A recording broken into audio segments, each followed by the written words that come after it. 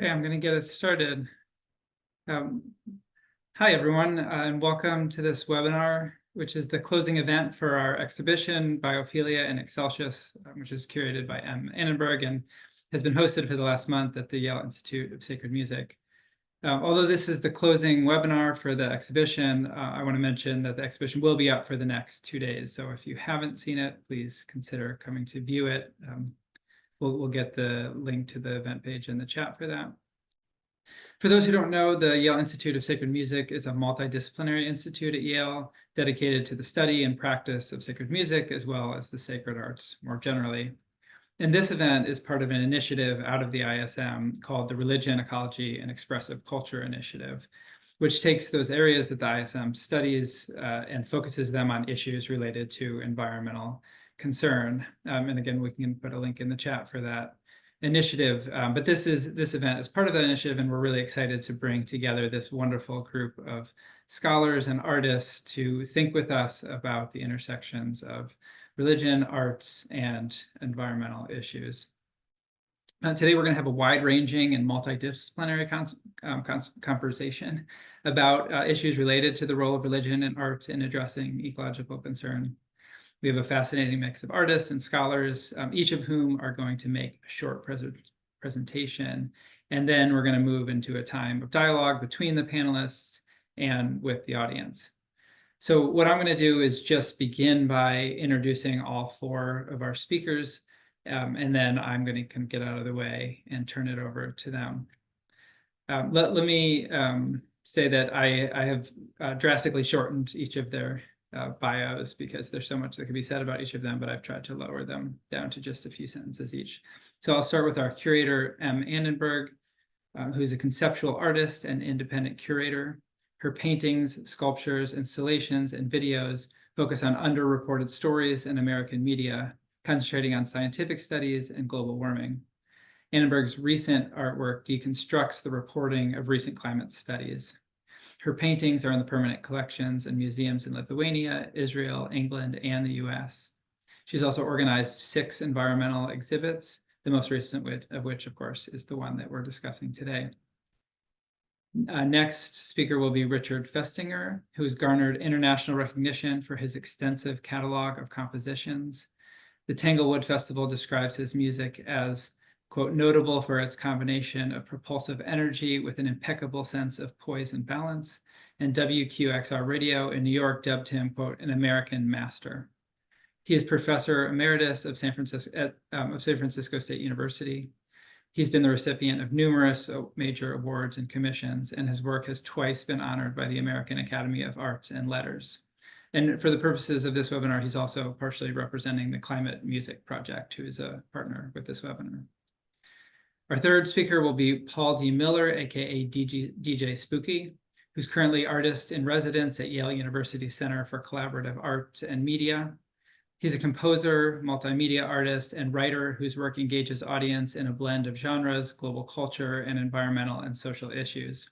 His 2018 album, DJ Spooky Presents Phantom Dance Hall, debuted at number 3 on Billboard Reggae. He's been an artist in residence at the Metropolitan Museum of the Arts and the Seoul Institute of the Arts. He was named a National Geographic Emerging Explorer in 2014. And he's also the author or co-author of several books, including the award-winning Rhythm Science published by MIT Press.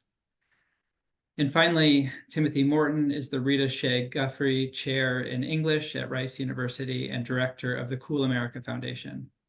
He's the author of 25 books, translated 46 times into 19 languages, the most recent of which is called Hell, in Search of a Christian Ecology, published by Columbia University Press.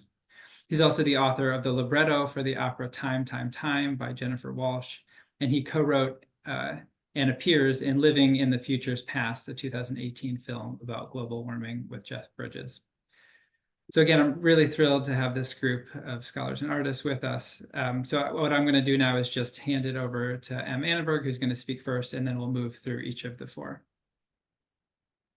Hello, everybody. Thank you so much for coming. Thank you to Paul for organizing the panel, and thank you to Eben and Ryan for hosting us. Biophilia and Excelsis translates as the love of life in the highest. And with that, I'll share my screen.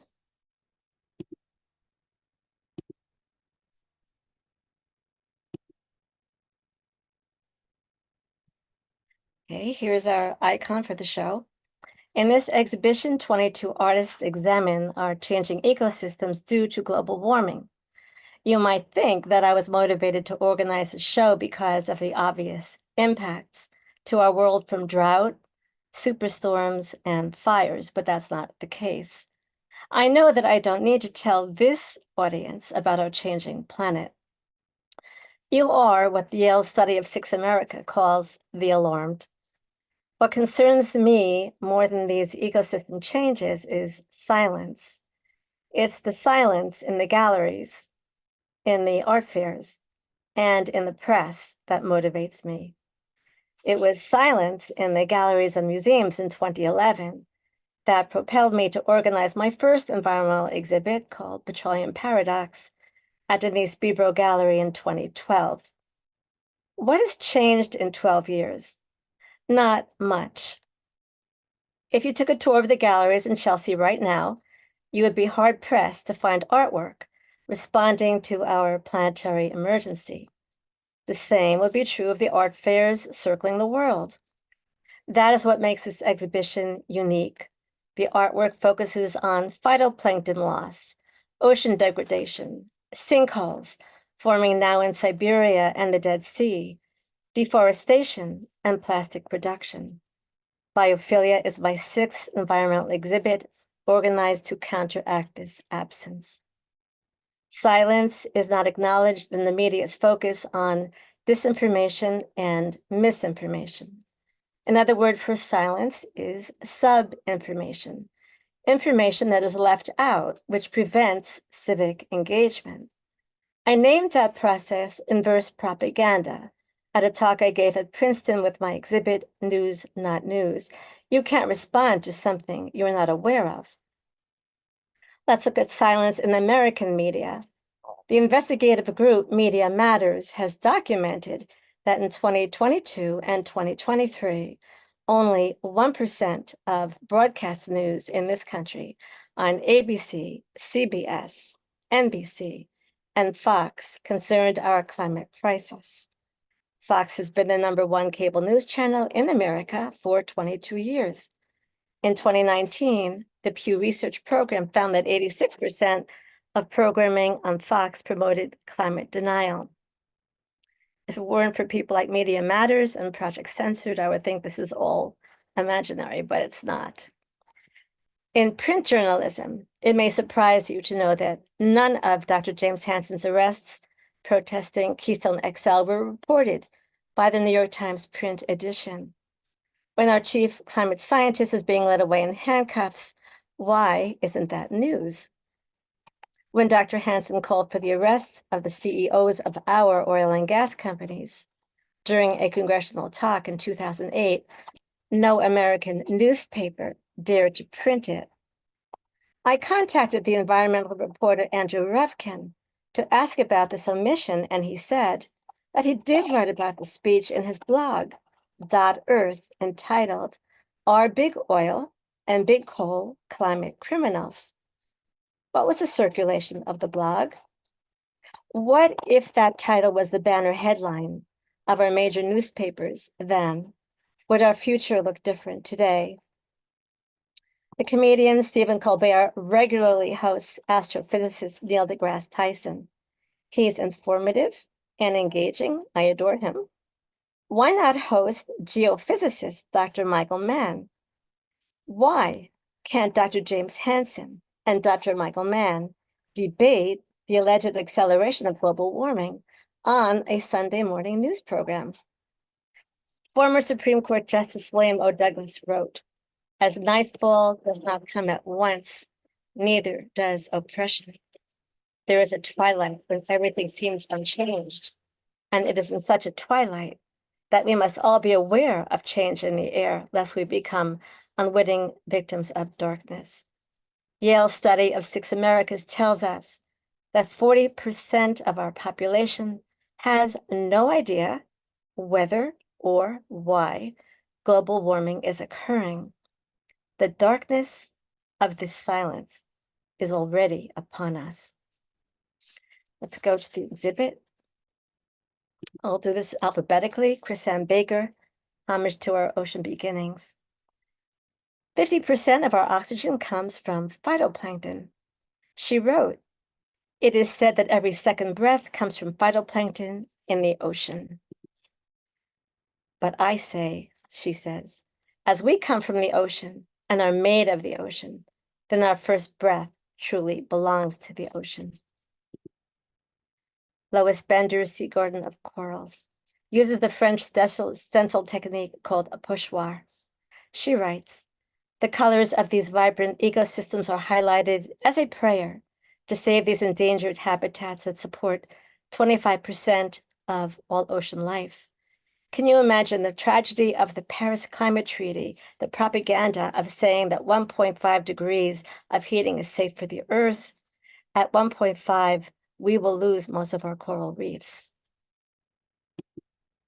Here's Lois's installation at the gallery 2 years ago, a series. Walter Brown uses recyclable plastic waste to create sculptural units. His work expresses concerns about overconsumption and environmental carelessness. Diane Burko, Oregon Burning. These works are responses to forest fires that swept through both the American West Coast and the Brazilian Amazon River Basin in 2021. Burko's work draws links between extractive industry, deforestation, and climate collapse. Janet Culbertson, Clear Cut, passed away last October. She was a pioneer of ecological art. She said, "Global warming, the burning of the rainforests, the extinction of species have influenced my work. Most of us want to run away from the frightening doom and gloom messages hitting the front pages, but there just isn't any place to go." Cameron Davis, Earth, Rise, Amen, is part of the series Poetic Ecologies. Earthrise A Man was one of 14 large-scale paintings for the stage set of the Emergent Universe Oratorio by composer Sam Guarnaccia. The use of patterns, primarily plant imagery, serves as a reference to life. Noreen D. Dresser, The Root Amidst Good and Evil, physically burns her paintings with a blowtorch. This series is comprised of fireworks as meditations on the fragile, shifting nature we exploit, change, and use. These paperworks are delicately suspended on matches. Daniel Eubank is an expeditionary artist. She has sailed all of the world's oceans, and she says that maintaining a balanced, healthy ocean ecosystem for future generations is cross-generational equity. Susan Hoffman Fishman did a 3-month residency with a scientific group called Planet Labs. She obtained satellite imagery, which formed the basis of a series of paintings about sinkholes. 8,000 sinkholes have developed along the shores of the Jordan River. This artwork emphasizes the contrast between the horrifying destruction around the Dead Sea and the beauty of that destruction. Eleanor Goldstein has been to the Arctic 3 times. She writes of Night Shadows 13.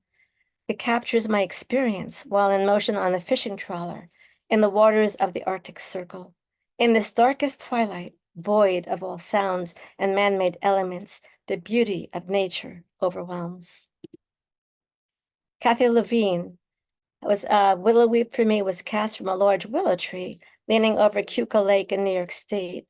Its beauty and monumental structure inspired her to cast 2 sections of the trunk using recycled paper, which is the main material that she uses in her work. Angela Mano creates icons of endangered species. The emperor penguin is endangered because of the receding of sea ice due to climate change. In 2022, there was a 100% reduction failure at 4 of the 5 breeding sites in Antarctica, where thousands of penguin chicks drowned or froze when the ice disintegrated. The Andean flamingo is endangered because of habitat loss. the chambered nautilus is endangered because of ocean acidification. Christian Pietropiana comments, the artist selected headlines, passages, and ads from newspapers and recreated new images through painting and drawing. Time for another close-up. Eliza Pritzker, her environmentalist series, Isolation and Disconnection from Nature, symbolizes the separation between humans and nature, between some humans and nature. Lisa Reindorf, by painting flora in greenhouses, she intends to evoke joy and beauty, and she does. Babs Reingold, study for the last tree 2008, was influenced by the anthropologist Jared Diamond discussing his book Collapse, How Societies Choose to Fail or Succeed. He wrote about the deforestation of Easter Island. What do you imagine the islander was thinking when he chopped down the last tree? The installation, beautiful installation. Here are two more of her drawings. Anne Shapiro. This digital artwork focuses on rising and transforming oceans. Vivid colors are symbolic of both the changing environment and the threat to coastal communities. Steven Seagal. Cardoni is an example of sculpture that utilizes free recyclables as the primary material. The ubiquity and horror of plastic waste is the main message of the work. Simone Spicer, this commissioned work called Convergence, floated on the Delaware River in Philadelphia behind the Independent Seaport Museum in 2019. Her sculpture referenced sea ice melt. Paul Miller, our Paul. Fractal Apophenia is a photo collage composed from his expeditions to both the Arctic Circle and Antarctica. The collage seamlessly blends the geographically similar yet different regions of our planet. Suzanne Theodora White. In this series, The Weight of Memory, White thinks of generational memory. Every year, every generation, we adjust to a new normal with what remains of our fragmented natural world. We'll end with my piece called Sledding Down a Slippery Slope. This artwork is about deforestation in the Cerrado, Brazil. Soybean plantations have displaced native plants, which impacts the hydrologic soil cycle as soil dries out. In this work, the soybean plant dissolves into storm clouds from an overheated atmosphere. If 25% of the Amazon is destroyed, our survival will be impacted. To conclude, we are in a race against disinformation, misinformation, and what I call sub-information. The writer Brian Slattery wrote about our show, quote, in combining the perspectives of science and spirituality, the show gives voice to an approach to climate change that offers a way forward. We'll learn acceptance and adaptation in part because we have to, whether we like it or not. The choice we have is our attitude in doing so. To conclude further, if anyone is interested in a future collaboration, please contact me through my website. Thank you so much. Back to you. Thank you so much, Marcia. We'll now turn it over to Richard. Hello, everyone. My name is Richard Festinger. I'm here both as a composer and as a representative of a San Francisco-based organization called the ClimateMusic Project. I collaborated with the ClimateMusic Project in the creation of a piece of music, a string quartet titled Icarus in Flight. I'm going to say just a few words about the ClimateMusic Project itself. This is a group of activists, musicians, scientists, who believe that music can be a particularly effective way of reaching people about the urgency of climate action. But their goal is to stimulate the creation of pieces of music that are not just an emotional response to climate change, but actually incorporate scientific data and allow that data to emerge through purely musical processes. And so I'm going to explain a bit about how my own composition for the Climate Music Project did that, and then we'll hear an excerpt of that piece. So in my string quartet, Icarus in Flight is a 30-minute string quartet that uses historical data on climate change, human drivers of climate change. So specifically population growth, carbon emissions, and transformation of land use over a historical period from 1880 projected out to 2080. So a period of 200 years. In musical time, each year corresponds to about 9 seconds of music. And these data are used to control certain aspects of the music. Population growth controls the density of musical events. So the activity level of the music is controlled by population growth, which in the worst case increases by a factor of 9 when it's projected out to 2080. The second data set, carbon emissions, is used to control the frequency range from the lowest to highest frequencies heard in a given passage of music. And that expands from a perfect fifth in the mid register out to a maximum of 6 1/4 octaves in the worst case scenario. And transformation of land use from natural land to land adapted to human uses is used to control the timbre of the music. Unusual playing techniques like tremolo, solpanticella bowing, pizzicato, these kinds of things that color the music in interesting ways. So the piece is laid out in 3 large sections. The first section from 1880 to 1945, when all these data sets are relatively calm. The second from 1945 roughly to the present, when these data sets exhibit exponential growth. And the final section from actually 2015 to 2080, so representing our present and our future. And what you're going to hear is this last part of the music representing our present and future. And because these are data projections, obviously not historical yet, there in this part of the piece, there's an alternation between 2 different scenarios. Scenarios which are developed by the Intergovernmental Conference on Climate Change, Intergovernmental Panel on Climate Change. And the best case scenario, which is called RCP 2.6, represents our best efforts to ameliorate climate change. And the worst case scenario, which is called RCP 8.5, is business as usual. RCP stands for Representative Concentration Pathways, and I'm not going to explain what that means because it will probably take me too long. But you will hear an alternation between these 2 pathways.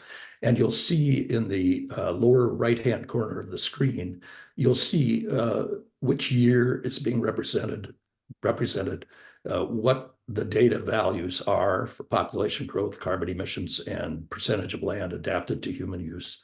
And you will also see when the music changes from RCP 2.6 to 8.5. Of course, the title of the piece, Icarus in Flight, refers to Greek mythology. Icarus's father fashioned wings of wax and feathers to allow him and his son to escape from the Isle of Crete, where they were being held prisoner.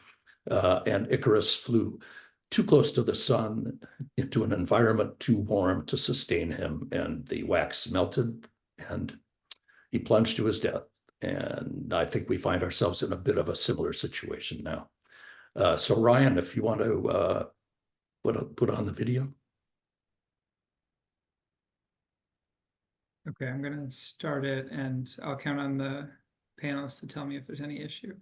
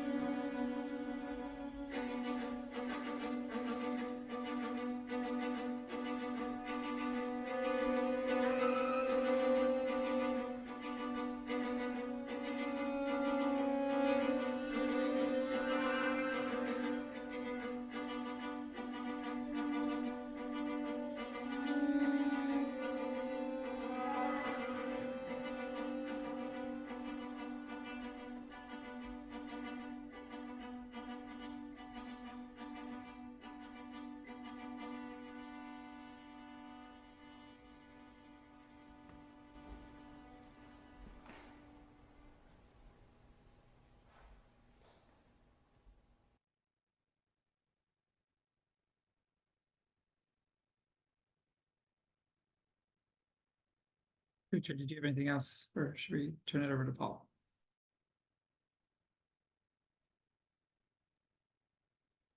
No, well, so part of the idea here, which I would have mentioned before if I thought about it, is that, many people have a difficult time sitting through a scientific lecture or trying to decipher scientific graphs of this kind of data. So the idea here in this kind of science-guided music is to provoke a more visceral kind of understanding and response through musical means in order to stimulate the listener to take climate action. That's really the idea. So the music is designed to try to let the data, the trends in the data emerge through musical processes. Great, thank you so much. That was wonderful. Yeah. Paul. Okay, all right.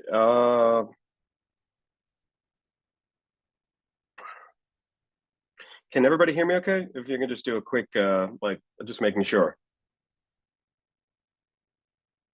Hello? We can hear you. Oh, okay, cool. Just Yes, making sure. Paul. Yes. Okay, so Richard, thanks for that, and Marcia, thanks for that, and I'm really happy to be kind of helping convene and catalyze a scenario where there's been a conversation between the arts and sciences that needs to be updated. And one could argue that the 21st century, we're seeing a kind of ecosystem in place where information about the climate and our human activity that's causing such a rapid transformation has really left us with a sense of deep climate anxiety. I'm going to talk to you about my piece, Fractal Apophenia, that's in the exhibition, but I want to give you some of the background. So in front of you, you should be seeing a composition by John Cage that helped inspire me a little bit. He's generally considered to be the first composer for turntables. Now, he wrote a piece called Imaginary Landscape, where essentially it was the first piece where turntables were played and they were playing frequencies of spaces between radio stations. So it was kind of like static mixed with these kinds of records that were, one could argue, kind of playing very abstract material. But I like the idea of the imaginary landscape that John Cage championed as this notion that we have an era where sound and digital media have become the new public forum, the new imaginary space of a culture that's now driven by data. For my piece, Fractal Apophenia, I took a backpack and went to Antarctica for about 6 weeks, and I went to the Arctic Circle for several weeks as well. What you're seeing here is off of the kind of an Antarctic Peninsula situation where you can realize the retreat of the glaciers has been causing an incredible amount of devastation. And from the water to the side of the mountain that I'm on, it took me about 8 hours to carry my equipment. I set up and just did what I like to call acoustic portraits of ice. And essentially what you can see, if I pinch and zoom here, you can see the retreat of the glaciers is carving the mountain. And what's incredible is it looks like a nuclear bomb's gone off and the ice is rippling away as if this explosion has occurred. And I thought that that would be a nice way to, well, regretfully, it's a bleak picture, but it's also eerily accurate about the sheer power of nature. Now, here we are in the year 2024, and we are here by a series of strange accidents. One could argue 66 million years ago, an asteroid 6 miles long smashed into the Yucatan Peninsula, wiping out the dinosaurs because of this sheer volume of dust and particulates that it threw into the atmosphere from the explosion. Now, eerily enough, Antarctica is only about 35 million years old, and every couple meters you dig down is several million years. So it's like a layer cake, or one could argue grooves on a record. So deep time informs this process. Now, from my perspective, the first mathematician to really engage geometry and nature, this is Johannes Kepler. He was on his way home in 1611, and he ended up writing an essay called 6 Sides of a Snowflake. He was in the middle of a storm, and a snowflake landed on his sleeve, and the geometry of the ice really inspired him to think about mathematics and nature. So what essentially happened is that he went home and wrote 6 Sides of a Snowflake, which generally was mathematical equations assigned to think about the stunningly beautiful, precise mathematics in nature. Another inspiration for my project and the photography that was in the exhibition was Brian Greene's book, The Elegant Universe. And you have to imagine that here we are in 2024, and we are now in an era where data and mathematics has created a kind of, for lack of a better word, subconscious ecosystem.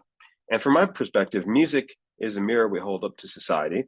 And as an interdisciplinary artist, much of the work that I was doing was kind of riffing on some of my experiences at both Antarctica and in the Arctic Circle, but from the viewpoint of composing with data and then generating a series of what you call generative materials. So photography, sound, and literature. I wrote a book called The Book of Ice, did a series of compositions. And I was also inspired by this gentleman. And if you're not familiar with him, you actually have engaged his work. This is a gentleman by the name of Arthur Tansley, and he coined the term ecosystem in 1935. He's generally considered one of the first people to really think about nature and systems. And this is an example of how he would think about the inputs and outputs that would cause sort of the earth and various organisms in it to create these series of cyclical relationships.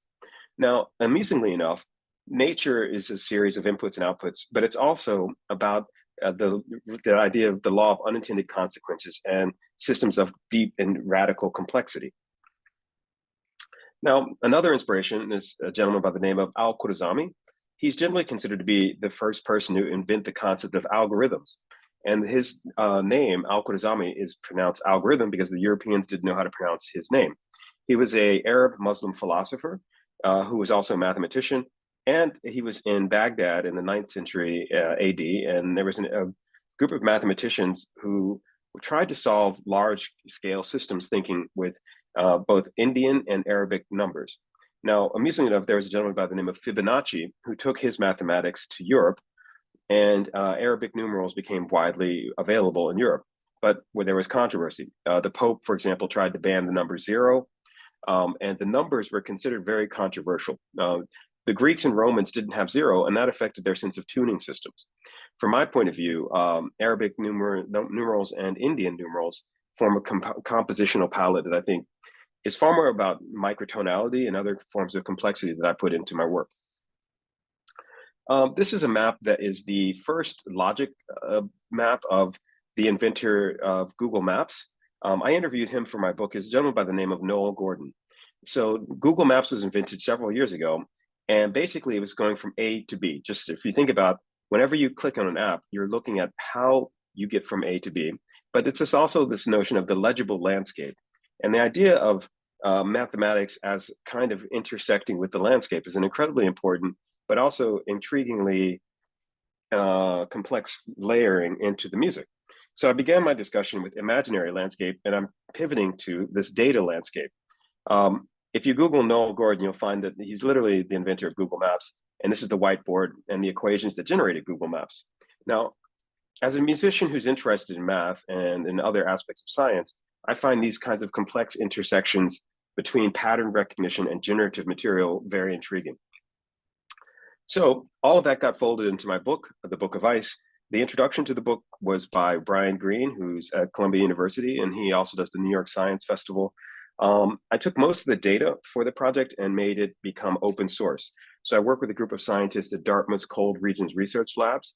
There was a gentleman who named Ross Virginia, who was head of Dartmouth's kind of climate department, and he also contributed to the book. Everything I'm talking about is on my website, and the Fractal Apophenium project is under the aegis of, if you go to djspooky.com/Antarctica. Some of the concerts that have taken place generally have been in large-scale venues. This is the Metropolitan Museum. We had a sold-out show of, I can't remember, around 1,000+ people. And generally what I've done is work with architects to do architectural renderings of different kinds of ice. So the architects for the project are a very renowned group called Terraform One, and they deal with what you call biomimicry based architecture. Now, amusingly enough, there's an infamous phrase from the theoretician Goethe, where he says, architecture is nothing but frozen music. So for the Book of Ice and the project that is in the exhibition Biophilia, I like to reverse engineer that phrase and say music is nothing but liquid architecture. And again, it's all about pattern recognition and music as a generative platform for engaging how we think about data and the notion of legible culture, and the idea of the data landscape as an inheritance from John Cage and other composers who I think are quite inspiring. The album for the project is called Of Water and Ice, which is also freely available. And we've had millions of reviews and downloads on most of the major platforms. All aspects of this project were open source. And the pun is that science itself should be a conversation about composition.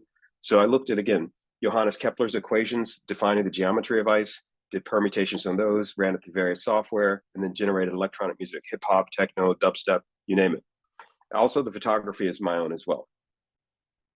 So this is the piece, Fractal Apophenia. Essentially, what I did was synthesize the landscapes that I had traveled through both in the Arctic Circle and Antarctica. And what I wanted to do as an electronic music composer was think about landscape and data as the new palette. When you think about when someone does a portrait, I like to think of this as kind of an acoustic portrait. And these projects are generally interdisciplinary, and they always move between different mediums. And that is a kind of a driving motif of the work. In fact, one could argue this is the first computer. It's the Antikythera mechanism from ancient Greece several thousand years ago. And amusingly enough, once they cleaned it off, they realized the first computer was used to predict the seasons and the turning of the moon and the sun. So the mechanism, the Antiky mechanism, is generally considered to be literally the first computer. And you can see the intersection with how we think about predictive analysis and weather, and predictive analysis and the seasons, like the turning of the moon, eclipses, and so on. So if you think about it, computation and ecosystems have gone hand in hand for thousands of years. We're just trying to update that and figure a more contemporary take on how that derives into composition and music and art. So one of the other inspirations is this kind of fun phrase from Albert Einstein, where it says, logic will get you from A to B, imagination will take you everywhere. And if you start to really reboot that idea of that philosophy, aesthetics, sound, and composition, all are reflections of this deeply uncertain moment where creativity intersects with execution. When I say execution, I mean computation and its relationship to how we think of both the arts in general, but more specifically, how music points us to areas of the culture that we might not have necessarily engaged before, because we've always had this kind of sense that the aesthetics of Europe have sort of overlapped with how we think of the way of rationality and other issues. So I like to think of the Fractal Apophenia project, again, I showed you the photograph earlier, as kind of post-rational aesthetics. All right, so I'm going to wrap up with this last image, this is from the Dutch, what they called tulip mania. The Dutch began to grow tulips as a form of speculative currency, and essentially created the first economic bubble. Now, what's fascinating about this is that they use nature in a very specific way to critique their economic sensibility. And here we are at the edge of a climate crisis that we've created mainly by human activity and hyper-consumerism. From my point of view as an artist, the Dutch have also invented the modern corporation, and the modern corporation, what they call the joint stock corporation, the East India Company, and so on, led to a legacy where, as we try and extract every possible value from resources, sort of extractive processes that are collapsing our ecosystems, these kind of bizarre intersections between commerce, the arts, and pushing our species to the edge of extinction as we move further into the climate crisis, those are things that I think about when I'm working on my art. And I wanted to make sure to give you guys the idea that composers and our artists have a conversation that's going mainly from the viewpoint of the shared space of the imagination. Which leads me to this. Einstein was also a very talented musician. And essentially, when he couldn't finish an equation, he would play violin. He would pace back and forth. And one of his best and most famous ways to practice was Bach's Goldberg variations, which is quite mathematical. One day, when he was getting the Nobel Prize, he had a discussion with the gentleman next to him, which is a very renowned Indian poet, Rabindranath Tagore. And Einstein began pacing, and amusingly enough, Tagore was like, your Western music is messed up because you guys didn't have zero. And Einstein paused for a moment and realized that a lot of his equations that he had been inspired by were from music. And eventually these two created a composition together called On the Nature of Reality. It's an excellent book where you have one of the world's leading physicists talking to one of the world's leading poets, and their correspondence is about the poetry implicit in mathematics and nature. I like to think of them as instruments for my project, and their conversation as a legacy in the Book of Ice project and the project that is presented at Yale. So with that said and done, thanks everybody. And I'm gonna just wrap it up with that because I want to be respectful of time. And we can then sort of bounce back to other questions later. So if everybody can sort of, I guess, pass the torch. Ryan, thanks again. And I believe Timothy is next. Yeah, hi everybody. I'm not going to take very long so we can have some talk.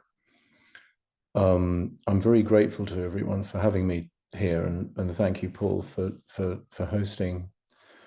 Under the aegis of sacred music, you know, and whatever you think you mean by the sacred, seems to me that what is required is some kind of planet scale sense of why to do this. You know, we know what to do, right? We know to stop carbon emissions, and we probably know to arrest the directors of all the oil corporations, as was said by Marsha, and put them in prison for something like massive war crimes. We know what to do, right? But we're not doing it, and sort of why, you know. And I've been thinking about this quite a bit. And the reason why I'm here today is because I wrote this book on the subject called Hell. The title is from my daughter. She came in the kitchen a couple of years ago, maybe like 3 years ago. She was crying and she's like, "Daddy, we live in hell," you know. And she'd been watching YouTube video of a school shooting, and she'd been reading a lot of Reddit about the environment. She really cares about it, of course. And I thought I need to address this. Yeah, the fact that actually, in the name of heaven on earth, quite a few people, and this is really the legacy of slavery, and mostly having to do with what in my hometown of Houston is called Anglos, you know, who seem to be yet once again screwing up worldwide at the moment.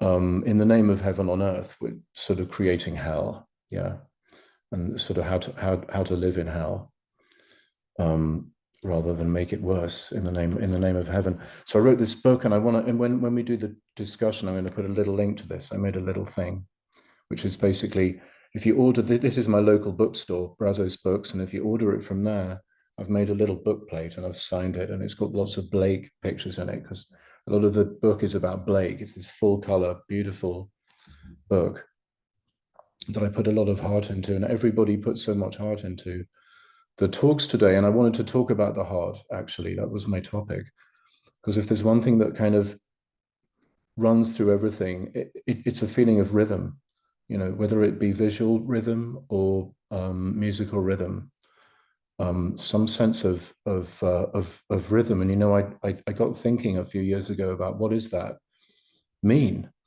You know, if you sort of think in the kind of default kind of record store definition of rhythm, you're probably going to come up with a very circular, recursive definition of it, right? Like rhythm is the measurement of rhythm, yeah, in some way. So I looked it up. Yeah, I'm a bit of a Greek scholar. I went to the same school that John Milton went to, and he said, never give a poor boy the operating system, because this school took poor boys off the street and gave them the grammar of Hebrew and Greek and Latin. And I was a very poor scholarship boy in this school. You can find out in this book, because there's a lot of memoir type stuff in it. And so I looked up the word. You know, it's composed of two Greek words, right? And the first syllable, the RHY part, is the word rain, to flow, right? As in Heraclitus's thing about everything flows, panto rei, right? Flow, fluid. And like diarrhea, you know, if you want a crude example. And then the last syllable of rhythm is actually thumos. And thumos is the word I wanted to talk about today, yeah. When you put them together, so thumos means pulsation or palpitation, right? It's if an ancient Greek person was to say thumos, they might point to here, because that's what it is, right? It's this sort of quivering, pulsing. Yeah. And so rhythm is literally the pulsing of the body fluids before it's anything to do with the regular measurement of anything, right? It's kind of like the way we always confusing time with the measurement of time. Yeah, constantly. It's like a symptom. It's a very deep symptom, I think, of the problem that we have. And if you've got 5 more hours, I can prove it to you with bullet points and stuff. But instead, I'm going to talk about this word thumos, because it means life, right? But not life in a conceptual sense, right? Like biology, which is defining, you know, what is life versus what is non-life, right? And it's not a juridical sense of life like the word zoe, as in the word zoo, right? Like this guy belongs in the zoo and this guy doesn't, right? Like this being is a subhuman, right? Like we're having to deal with the legacy of white supremacy, and part of it is in fact the speciesism that puts these so-called animals in the zoo. So thumos, right? So thumos is another kind of life. Thumos is the kind of palpitating, quivering quality that used to be what good old English lit was about, you know, up until the age of theory. And it kind of still is. And again, if you've got 5 hours, I can prove to you that the theory phenomenology is very much this thumos, this life, this sort of quivery life. And it's got nothing to do with the concept of life versus non-life, because really fundamentally, the universe is a quivery universe, right? It's a quantum universe in which everything is moving without mechanical input, right? It's just sort of vibrating all by itself. And it's a very interesting thing to think about a wave, because a wave is like, it's here and it's not here. At the same time, it's like a sort of living contradiction. And the quantum universe is a place where genuinely new things can happen because of this weird contradictoriness, this weird sort of vibrational quality at the basic level of it. Yeah. And one of the funny things that can happen in the universe is called life. And if you think about it, life is a huge, big biograph blow up of the truth of quantum theory, right? And what is life really? It's the universe having mercy on itself, right? Like the world of chemistry is very much revenge. You know, this molecule eats that molecule, this black hole sucks all the light. The physics and chemistry are revenge. But then this thing here was kind of the same as this baby version of this thing, right? And some of the stuff got kind of preserved over time, right? And so in some way, it's sort of like the chemicals decided, like that funny thought that you have, and maybe even thinking is a symptom of this, right? Like, why am I in this fight? Why am I doing this? Why am I like that funny feeling that you have that you could sort of hesitate, right? Like, what is the atomic structure of mercy, right? It's made out of little tiny bits of hesitation. And this provides the basis for the real reason to care about the planet, I think, which is a very spiritual reason, which is that, ready? Life is a beautiful accident. Yeah, the whole idea that it's for something is actually public enemy number 2. And again, I can go into this later, but we don't need this concept of teleology anymore. What we need to do is to get a hold of this beautiful idea that life itself is a beautiful accident. You can easily turn it into chemistry, right? Like if you extract dead life from underground and turn it into fossil fuels, then you're literally turning the Earth biosphere back into revenge chemicals. That's the fundamental problem here. Yeah, is how to preserve this beautiful accidentality of life. And I think it's in the end, it's a sacred problem. Thank you.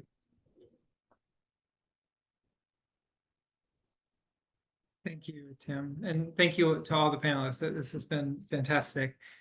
We now have some time, almost 20 minutes for conversation. So for those who are watching, you see a Q&A button at the bottom of your screen, and please feel free to type in questions you have for any of the panelists. But while we wait for people to do that, I thought I would start by asking if any of the panelists want to ask a question or make a comment in response to one another's presentations. Yeah, I definitely do. One thing that I think is a common theme that both between the exhibition, Richard's work, Timothy's work, and what I've been up to is there's a relentless sense of both optimism and thinking that the arts can provide better tools for critical thinking. And I think given our sensibility right now of information overload and social media driven polarization, one of the most beautiful things is that the arts are this place where we can reimagine what is possible. And I think that that's super important. And that's what I very, very much appreciate about biophilia. And what I loved about what Tim was just saying about this life is a happy accident. I love to bring this up. I mean, Tim, you had this phrase, "We are the meteorite." And I've always chuckled about that, because if you think about the meteorite that hit 66 million years ago in the Yucatan Peninsula, if it had been 30 minutes earlier or 30 minutes later, it would have landed in the ocean. And amusingly enough, because of the rotation of the Earth and the timing, it's an accident that was eerily precise, and the amount of dust particles in the Yucatan that it then went into the atmosphere wiped out the dinosaurs and paved the way for us mammals. So amusingly enough, these are all happy accidents. I mean, personally, I'd rather be here than the dinosaurs. But the meteorite, on one hand, created this incredible cascading series of effects. So anyway, that was something that just kind of percolated while you were speaking. And with that said and done, I will hand the mic back. So we are the meteorite, or hopefully not, maybe. Yeah. I have a question for Tim. Also, actually, as a mom, I have to ask you, Tim, how is your daughter doing? I mean, 3 years have gone by, and the obviously ramifications of global warming have accelerated. How is she doing, and how does she talk to you about it? Thank you. All the time, really badly. People like me, like old people, yeah. Blake wrote these songs of innocence and these songs of experience, and actually, funnily enough, the old people should be trying to do the songs of innocence, so the young people remember that another world is possible, like Paul was saying, because you know how 20-something people can get a little bit like fake, jaded, and cynical, trying to sound like people like me. So we shouldn't sound like that, right? We should sound like something different. And I have a lot of fans who are high school students, and I think one reason why they actually, I'm sort of giving them something to hold on to, you know. And in short, Marsha, I think the phrase is grief work. You know, all the way through my work, I've been thinking and talking about a Dagara shaman called Sabonfu Some, who I'm finally talking about very directly in my stuff, right? And she comes from Burkina Faso, right? The Dagara people there. And, you know, when you get married in that culture, you have to do a grief ritual, right? And when you have a dispute with your friend, you have to do a grief ritual. And when you want to put like a new window on your house, you have to do a grief ritual. There's so many grief rituals. They're so busy doing grief rituals that they don't have any time to colonize planet Earth, right? And one big thing that's missing from the white Western world is an ability to deal with grief. Why? Because it's the one emotion, or is it even an emotion, that's always going to be bigger than who you think you are. Always. It's the one, it just defeats this idea of subject versus object in the most visceral possible way, right? But you know what grief really is? Speaking as someone who just learned how to do it really recently, grief is your past trying to give your future a massage. Grief is your inner body worker, right? Grief says, hey, look, I know this sounds crazy, but just lie down in the fetal position. I'm going to come and massage your abs for a while, and you're going to feel sick, and you're going to want to throw up, and you're going to cry. Maybe you're going to laugh, and then I'm going to leave. And now that you know how to invite me, I'm going to come back at an unspecified time. Remember to drink lots of water, because this really was body work. And, you know, Sabonfu's assistant, Carlisle, is one of my best friends on the whole planet. And when I first learned how to grieve, he said, look, drink a lot of water, because you really, like, there's stuff you need, you know, you need to flush it. And then I started thinking, oh, grief is the inner body worker. Grief is everything that you did, everything that you saw, everybody you spoke to, all the things you said, this incredible sort of hyper object grief, right? And it's your past trying to give your future a massage. Yeah. And like so many people are like, I don't want to go in there. I don't want to go into the apocalypse, however they're imagining that, whether it be religious or political or whatever it is, they're sort of imagining some kind of horrible thing. They don't want to go in. Yeah. The whole question is to do with panic, right? And panic is actually the antechamber to grief, right? Panic is like the green room of grief, but once you're ready, you go into this grief space. It's much better. Well, one way to get through grief, Tim, is through action. So has your daughter gotten involved with Fridays for Future? Because the kids together are doing great things, you know, to counteract this sense of helplessness. I agree, but I also think people like me shouldn't be waiting for, I mean, I almost got, pardon me, this is not about Greta Thunberg, but it's about the optics here.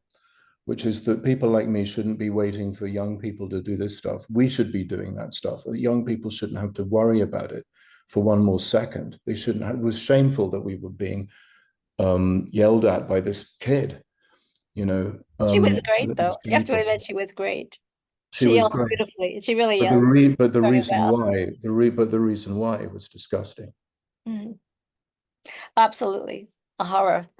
An So absolute horror. Ryan, does anybody have questions, or how are we doing there? Or is people very Yeah, shy? no, yeah, we have a few questions in the chat. I was just given time for Oh, more okay. dialogue between panelists. Well, let's jump into the questions. Be All right, nice so to. we have one from Marcia that's just asking if you would share your email address because you were interested in collaboration. So I'll maybe put we in can put my that I'll in the put in my chat. website. I'll put in my website. Okay, great. So we have a couple questions for Tim. One is, can you talk about how rhythm plays into life or the climate crisis? Sure. Well, I was listening to Richard's incredible music, right? And I was listening to how it was allowing you to get a kind of prequel of what could happen, right? And you feel rhythm in your body. You know, I'm a dancer, weirdly. I'm from 1988. I was born in 1968, but I come from acid house, and a lot of that stuff is in the book, right? And rhythm is how you feel your body, yeah. And I was feeling with my body the possibility of the different future, and I was holding it. Like I was thinking, well, round about 2050, I'm going to be probably gone, right? When I'm on my deathbed, this stuff is going to be really heavy. Either way, there was a moment at which the nice scenario and the not so great scenario were kind of interlocking there, and that's probably the time of my death. And what am I going to be passing on to future people at that point? How am I going to have the strength to pass on whatever I've got to help them get through that bit? Because it doesn't really settle down for another few more decades. Yeah, so there's going to be this bit where there's this incredibly violent juddering either way, right? This kind of broken machinery juddering that's going to totally disrupt the fragile little beautiful quantum rhythm of life. Yeah, and somehow we've gonna have to figure out how to get through that, how to go through the tunnel. And this music was helping me to do it, like on a kind of smaller scale in my body. So I really appreciated that he played it. Great. Another question for Tim. This again related to rhythm. I really appreciate Tim's sense of thumos as quivering life in the breast of reality. Can I get, well, this is really for everybody, I guess. Can I get any panelist's take on thumosity as a portal for thinking about animism or pantheism? Well, you know, Paul wrote a whole book called Rhythm Science. Yeah, so maybe we should start with something about that. You know, what's funny is that if you think about pattern recognition, here we are in the 21st century, and they just recently, the gentleman who discovered the boson-Higgs particle, Higgs just passed away. That's called the God particle. It's the particle that one could argue generated the universe as we are in now. But I'm a big fan of this idea of the multiverse. And the concept of the multiverse was the first person to really coin the term was William James, who's an American moral philosopher in the late 19th century. But I chuckle about this idea of multiplicity because we've got centuries and centuries of thinking about the legacy of rationality. Okay, so you have Newtonian physics, you have this idea of the mechanical universe, you have this idea that capitalism requires a very specific system of production methods, and those are all leading us to me at least, to the edge of extinction. So multiplicity is saying, look, we have infinite paths ahead of us. We have all these, it's like you're in the middle of this incredible vista and you're choosing the path that takes you over a cliff. Why go over the cliff? We could turn around, we could turn left, we could turn right. And the eerie thing about our moment with rhythm is that people feel like they're locked into these patterns. And that's where I think exhibitions like what's going on with biophilia, which means just love of life, you know, bio and philia. These are patterns that we're creating from a different perspective. And I think that that's the healthiest thing we can do right now. These are very cynical times. I mean, let's be real here. And we're already on record for being the hottest year in history, but then there's next year, which would be the hottest. Here I am in Manhattan, and this whole place was carved by the retreat of the glaciers about 15,000 years ago. Broadway used to be, a basic goat path, Canal Street, you name it. All these major venues were just the power of nature clawing as the glaciers retreated. And people don't realize the complexity and power of nature as it shapes and sculpts human society as well. So these are things that I'm grappling with, and these rhythms that we're talking about, it's time for maybe a remix, a change. And I think that's what this kind of conversation between us all is about. I think that the fact that we're having this conversation is really significant. I mean, here's a group of people who I only know through an email thread, and now been together with you for an hour and a half. And I think it's fantastic that we are all concerned with the same things. And Marcia was talking about disinformation and misinformation and information that just isn't there at all. And I think the more we have this kind of communication, the closer we will find ourselves to solutions. Thank you so much.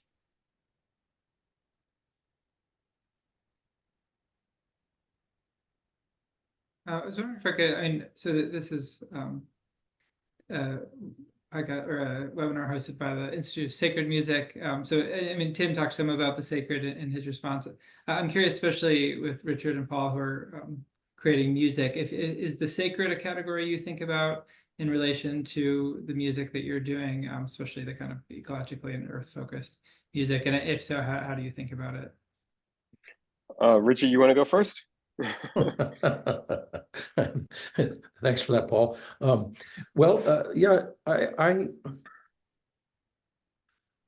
I guess in my mind, sacred is a mysterious word, one that personally I find difficult to define. So I guess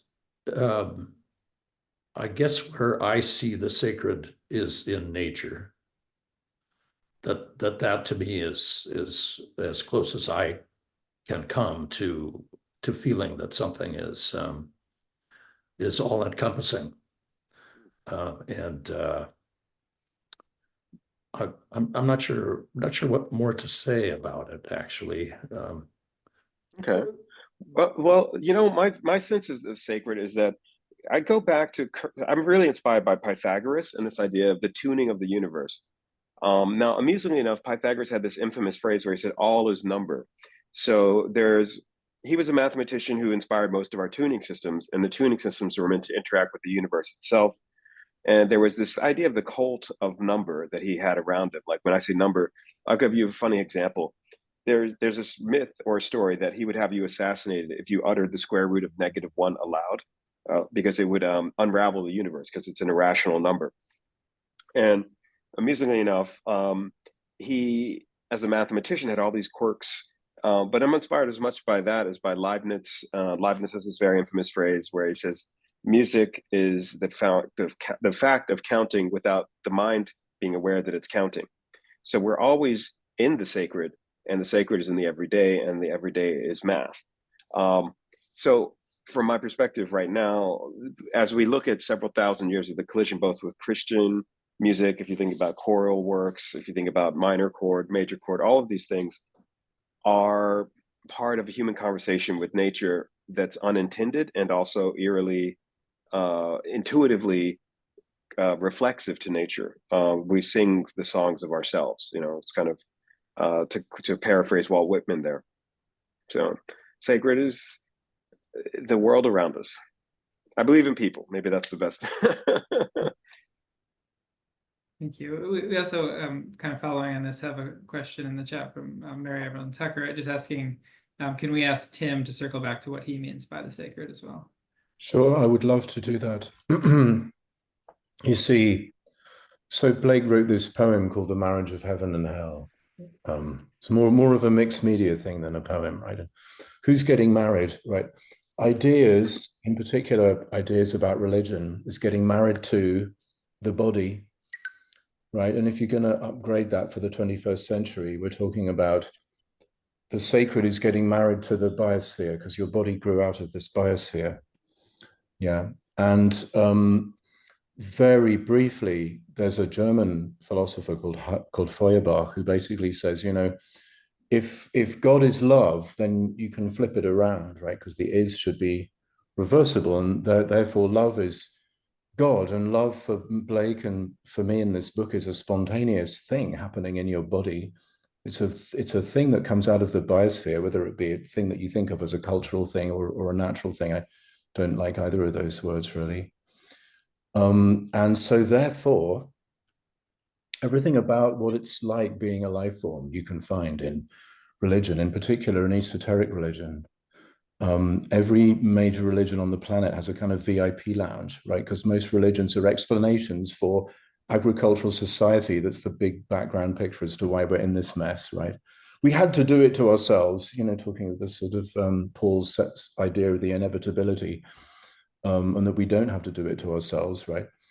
And when you get in the VIP lounge, they basically say, look, you know, all that stuff about a guy who was mostly trying to hurt you isn't true. And actually, you are this thing, or you are connected deeply to this thing. And your job from now on is to notice it. And there's a lot of work in the book, which is very new to me, thought about how actually what that's like is absolutely this thumos. Yeah, that looking to someone like Richard Dawkins for what life actually is, phenomenologically speaking, is completely incorrect. That actually everything you wanted to know about life without having asked religion first. Yeah, so it's funny because there's the way in which religion is incredibly violent and oppressive. You know, and they went to Christianity to look at something that in particular, the white version of it is almost like on its own terms, a kind of war against the Holy Spirit in the form of so-called animism, which is a pejorative term about the world, for example, of savant food, which is all about spirit. Yeah. But the spirit of life, right, which is this sort of, you can't point to rhythm, it's because it's moving. Yeah. It's the feeling of movement, whether or not it's regular. Yeah.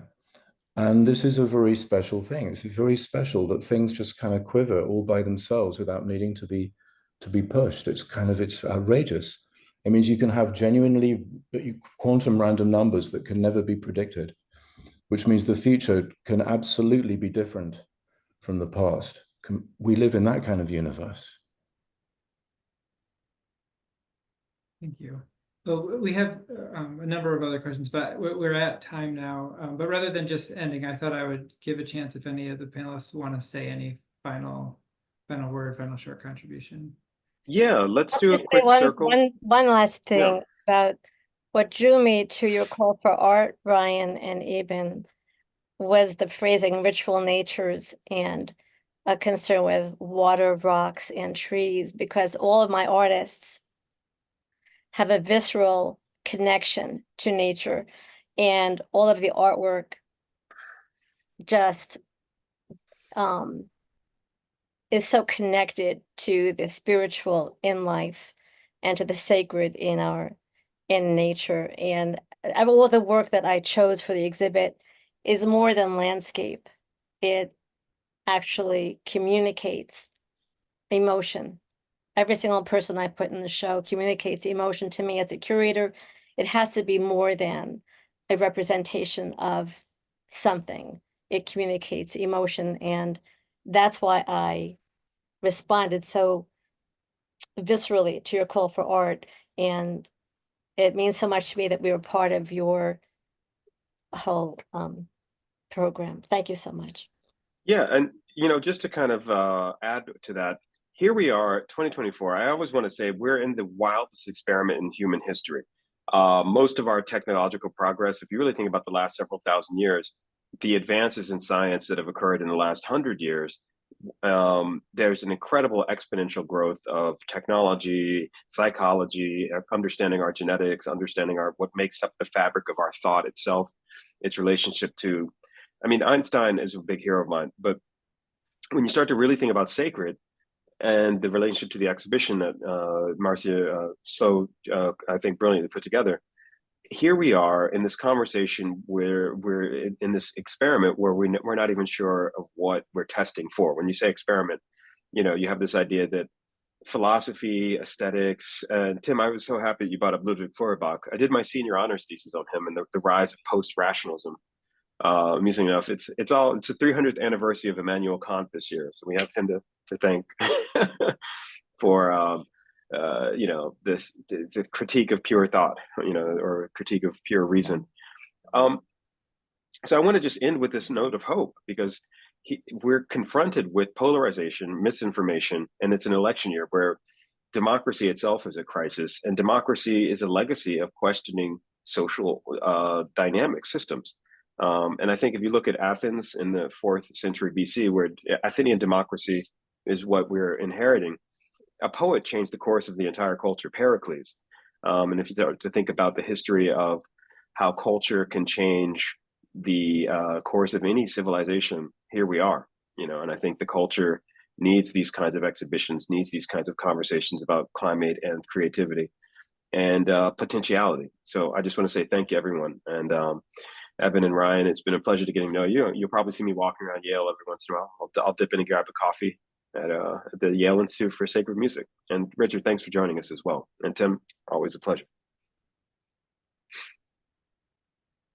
Thank you. Great. Any closing? Yeah, such a pleasure to have you all here. Anybody else want to say anything? Yeah, I'd just like to say that, Paul gets at something important. I think that we live in a golden age of technology. We don't, unfortunately, live in a golden age of the arts. There's a lot of concern. I hear concern all the time. People talk about creativity and theorize about creativity. And yet at the same time, I see people around me giving up their agency to be creative. Musicians who use AI to create music and that kind of thing. And I would just put forward a plea for people to take hold of their own agency and be creative human beings in their own right.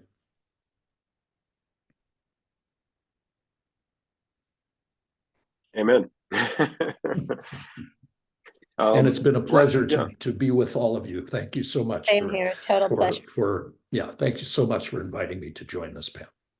And this is being recorded too. So for anyone in the audience, we would love it if you would share it, or if you have any other follow-up questions, you can hit me at djspooky.com, Tim's website, Marcia's website. And of course, the Yale Institute for Sacred Music has our contact. I'd love to continue the conversation and hopefully see you guys live in New York sometime too. You're all invited. We have a new space on 14th Street. Great. Thank you, Paul. Well, yeah, thank you all. It's been a pleasure to have you, and so glad for your contributions.